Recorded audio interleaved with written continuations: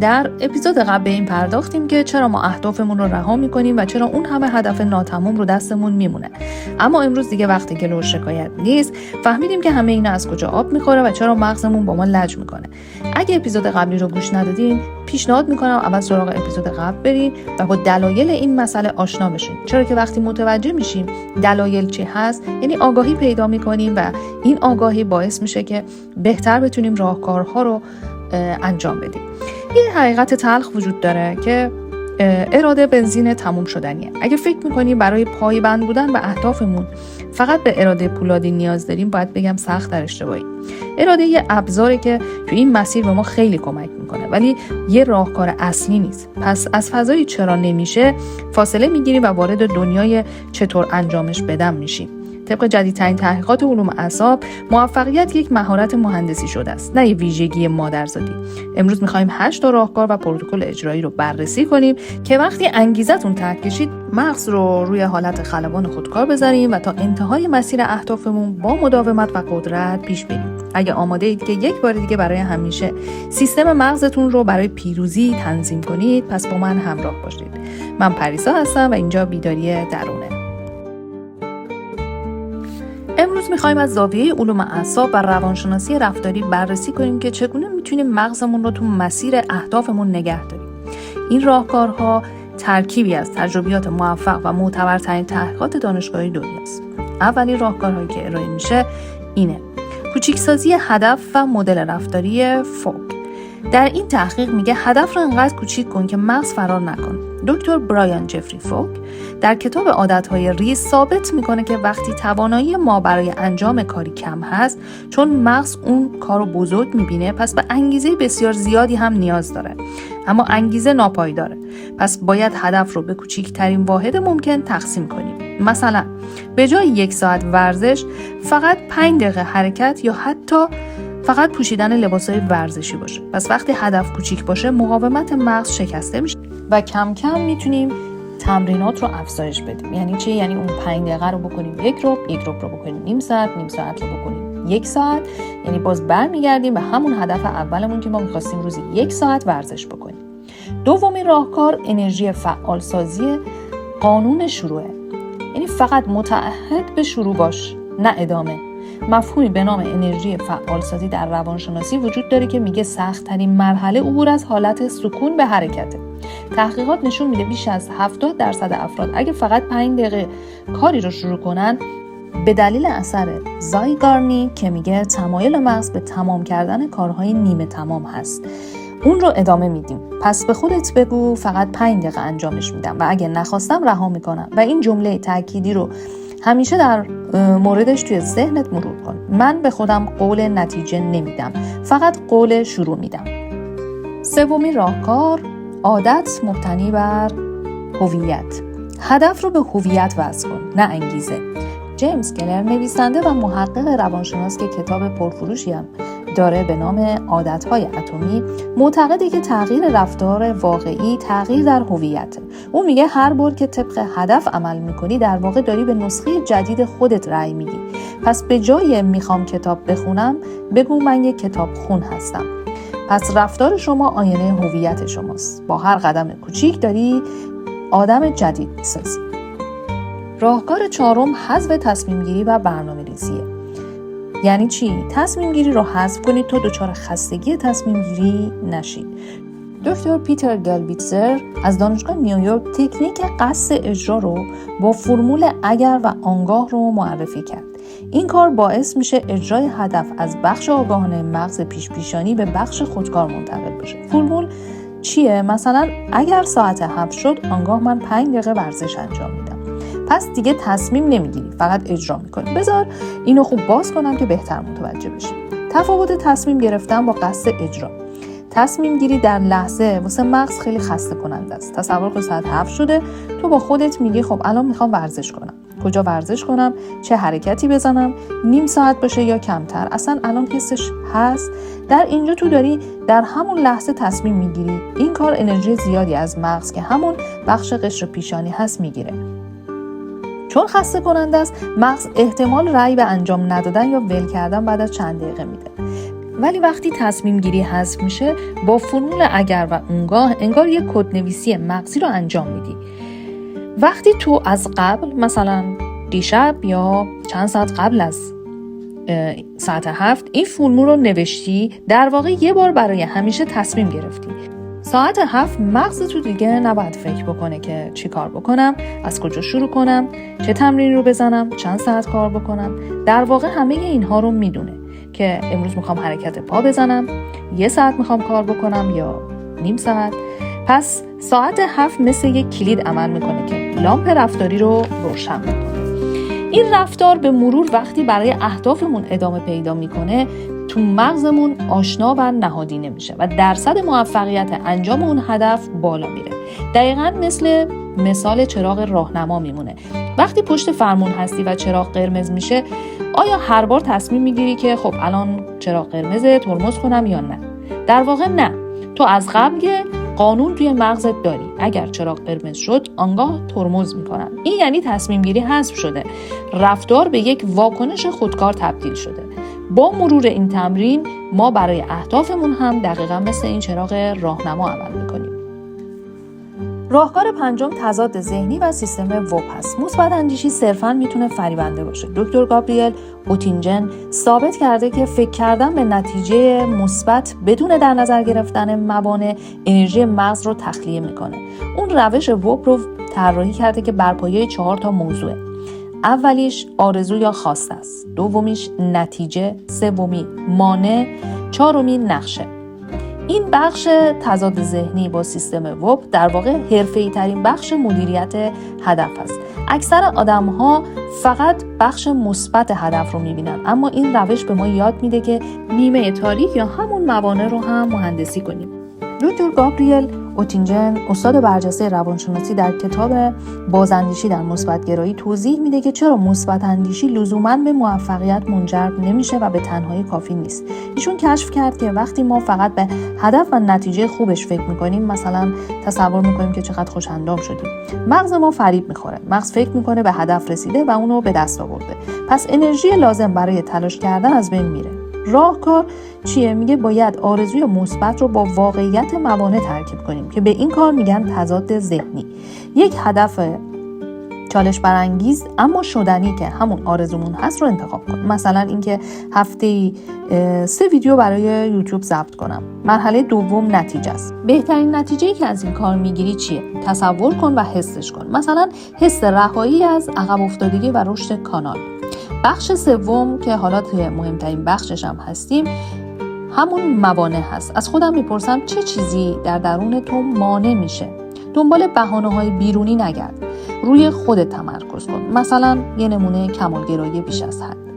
و قسمت آخر هم پلن هست. حالا از فرمول اگر و اونگاه برای این بخش مانع استفاده کن. مثلا اگر حس کردم بیش از حد روی متن وسواس به خرج میدم و باعث میشه هی ادیت کنم و هیچ وقت ضبط شروع نشه، آنگاه به خودم میگم نسخه بد بهتر از نسخه منتشر نشده است، پس دکمه ضبط رو میزنم.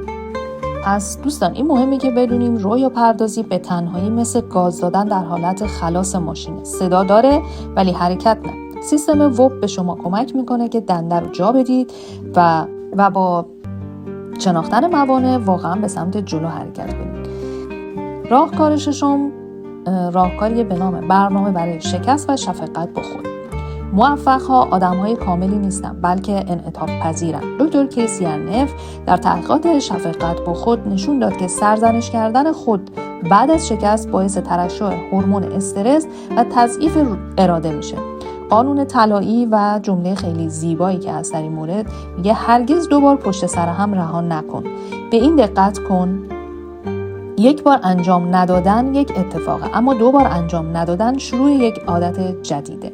تحقیقات نشون داده وقتی ما اشتباه میکنیم، مثلا در رژیم هستیم و یه تیکه پیتزا میخوریم، مغز ما دچار پدیده‌ای به نام به درک میشه. با خودمون میگیم حالا که رژیممو شکستم پس بذار بقیه‌اش هم بخورم، ولش کن. و کلاً بیخیال میشید. چرا این اتفاق میفته؟ چون سرزنش کردن خود باعث ترشح کورتیزول یا همون هورمون استرس میشه. استرس بخش منطقی مغز که اراده است رو خاموش میکنه و ما برای فرار از این حس بد دوباره به عادت بد قبلی پناه میبریم. یعنی چی؟ در واقع دقیقاً داره میگه وقتی خودت رو سرزنش میکنی، مثلا که من بازم نتونستم رژیمم رو حفظ بکنم و یا ورزش کنم یا درس بخونم، آمیگدالای مغز فعال میشه که مرکز ترس و بقا هست. مغز این رو به عنوان یک حمله یا تهدید شناسایی میکنه. در این لحظه بخش آمیگدالای مغز فعال شده. حالا کارش چیه؟ حفظ بقا در لحظه استرس. پس آمیگدالا بخش منطقی مغز که میخواد هدف جدید رو دنبال کنه از مدار خارج میکنه. بعد چه اتفاقی میفته؟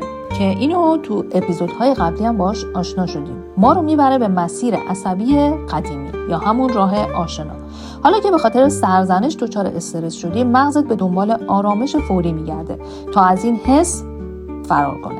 اینجا دقیقاً همون جاییه که مغز به سراغ مسیر عصبی قدیمی و آشنا میره که تو اون مهارت داره. اگر عادت قدیمی تو خوردن شیرینی، غذا یا ساعتها چرخیدن تو موبایل بوده، مغز در لحظه استرس دقیقاً به سراغ همونها هم میره، چون اونها رو خوب بلده و میدونه که لذت سریع میده. بچه‌ها وقتی مغزتون میخواد برگرده دوباره به تنظیم کارخونه و همون عادتهای قدیمی که میخوایم اونها رو ترک بکنیم، برای جلوگیری و استاپ چند تا راهکار خیلی خوب هست که توی اینجا بهش اشاره میکنم. یکیش وقفه انداختنه. با شمارش معکوس 1 تا 10 مدار عادت رو پاره کن. چرا کار میکنه؟ شماره معکوس بخش قشر پیشانی یا همون بخش منطقی مغز رو به اجبار دوباره روشن میکنه. این کار باعث میشه کنترل از بخش خودکار عادت قدیمی گرفته بشه و دوباره به بخش منطقی داده بشه. دومین راهکار زمان خریدنه. به مغزتون بگید فقط 10 دقیقه صبر کن. وسوسه مثل یه موجه. اگه روش سوار بشی بعد از چند دقیقه آروم میشه و دیگه اون قدرت قبض رو نداره که شما رو به سمت عادت قدیمی بکشونه. به جای جنگیدن با اون حس یا تسلیم شدن، فقط نگاه کن بهش، احساسش کن و با خودت بگو من الان حس میکنم دلم میخواد کار رو ول کنم، ولی میدونم که این فقط یه موج عصبیه. خود آگاهی باعث میشه من رو به اون اراده خودم تو هدف جدیدم برگردونه. سومین روش اینه که مسیر رو سریع آسون کن. وقتی مغز میخواد به راه قدیمی برگرده، یعنی انرژی برای راه جدید تموم کرده. در این لحظه نباید از اون بخوای که کل هدف رو انجام بده، چون راه جدید هنوز سخته و پر انرژی. پس به مغزت یه رشوه کوچیک بده. بگو باشه نمیخوام 1 ساعت درس بخونم، چند تا پاراگراف میخونم، بعدش اگه خواستی برو سراغ یه عادت قدیمی ولی با آگاهی به عنوان یه جایزه کوچیک. مثلا یه تیکه از کل پیتزا رو بخور، نه همشو. در واقع تو کل پیتزا رو نخوردی مثل قبل. چرا این کار میکنه؟ این کار استحکاک راه جدید رو کم میکنه و مغز میبینه انجام این کار کوچیک درد کمتری نسبت به تغییر کل مسیرت داره و مغز حس نمیکنه که مسیر جدید خیلی براش سخت و ترسناک و یا دردناکه. یعنی یه چیزی تو از اون حس و عادت قدیمی رو تومه کردی براش. این راهکارها در واقع پادزهرای همون استرس و بازگشت به عادتهای قدیمی هستش که میتونه ما رو تو هدفهای جدیدمون پایبند نگه داره. حالا میریم سراغ راهکار 7، پاداش فوری و بسته‌بندی وسوسه. اگه مغز جایزه نگیره همکاری نمیکنه. دکتر کیتی میلیکمن مفهوم بسته‌بندی وسوسه رو معرفی کرد. یعنی ترکیب کاری که باید انجام بدی با کاری که دوست داری. مثلا وقتی اجازه داری پادکست مورد علاقت یا آهنگ محبوبت رو گوش کنی که در حال ورزش باشی، یا بعد از 10 دقیقه درس میتونی پادکست مورد علاقه یا آهنگ محبوبت رو گوش بکنی. جمله تأکیدی برای اینه که برای کارهای سخت پاداشهای آنی و فوری طراحی کن. مغز ما در طول هزاران سال تکامل یافته تا به پاداشهای فوری مثل غذا، استراحت در همین لحظه اهمیت بده و پاداشهای دوردست مثل سلامتی، تناسب اندام، موفقیت و فارغ التحصیلی برای چند ماه یا چند سال دیگر رو نادیده میگیره. پس مغز شما بین لذت خوردن پیتزا در همین ثانیه و سلامتی قلب در 5 سال بعد همیشه پیتزا رو انتخاب میکنه. و دکتر میلیکمن میگه برای اینکه مغزت رو گول بزنی تا کارهای سخت رو انجام بده، باید یه پاداش آنی رو به اون کار سخت سنجاق بزنید و یادتون نره که پاداش نباید با هدف شما در تضاد باشه. مثلا پاداش 1 ساعت ورزش خوردن یک کیک خامه‌ای باشه.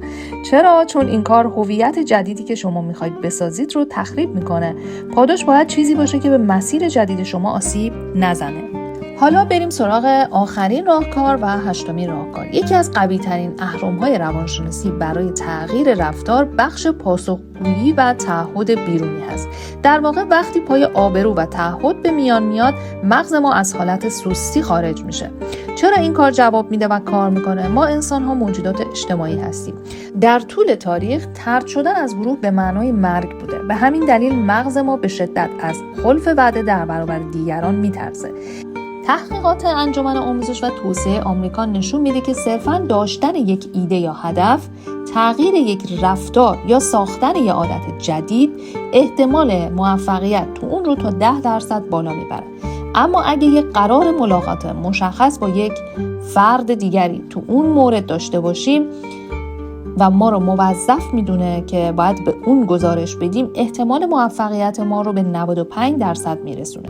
مثلا میخوای به جای 11 ظهر هر روز ساعت 7 بیدار بشی و درس بخونی، یا حالا هر پلنی که برای خودت داری. با یکی از دوستانت قرار بذار که هر روز صبح ساعت 7:05 عکس از خودت میز صبحونه یا میز کارت براش بفرستی که اگه نفرستادی باید یه جریمه‌ای به اون بپردازی، یا به خاطر قضاوت دوستت یا اون جریمه باعث میشی که از تختت بپری بیرون.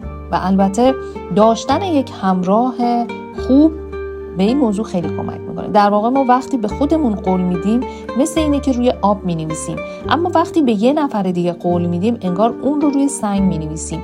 پس اگه میخوای اهدافتو ول نکنی، یه شاهد متعهد برای خودت پیدا کن و حواست باشه که کسی باشه که بیش از حد مهربون نباشه و بهانه‌هات رو نپذیره. باید جدی از شما گزارش واقعی بخواد. حالا که تمام 8 مورد رو بررسی کردیم، بیا یک بار دیگه با هم اینا رو مرور کنیم. 1. هدف رو کوچیک کن.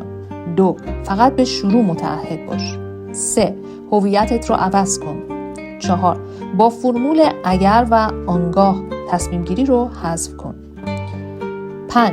با سیستم ووب موانع رو پیش بینی کن. 6. بعد از شکست با خودت مهربون باش و خودت رو سرزنش نکن و سریع به مسیر برگرد. 7. به مغزت رشوه بده. 8. و در نهایت یک شاهد برای تعهدت پیدا بکن. خب دیدید که پایداری به هدف اونقدر هم که فکر می‌کردیم به شکنجه کردن خودمون ربط نداره، بلکه به هوشمندانه عمل کردن ربط داره. یادتون نره شما برای تغییر کردن نیازی به آدم کامل بودن ندارید. فقط نیاز دارید که هر بار زمین می‌خورید با شفقت بلند بشید و دوباره دکمه شروع رو بزنید برای خودتون و اهداف جدیدتون. حالا نوبت شماست. بین این 8 راهکاری که گفتم کدومش برای شما جالبه و دوست داشتید؟ همین الان یکی از اهدافتون رو بردارید و با فرمول اگر و آنگاه که یاد گرفتید توی کامنت ها برام بنویسید. من تک تک کامنت ها رو میخونم و با هم در موردشون گپ میزنیم. یادتون نره که اهدافی که دیده میشن خیلی سخت‌تر رها میشن. اگه این ویدیو براتون مفید بود حتما لایک کنید و منو دنبال کنید و انرژی خوبتون رو برام بفرستید تا اپیزودهای بعدی رو با انرژی خیلی خیلی بیشتری بسازم.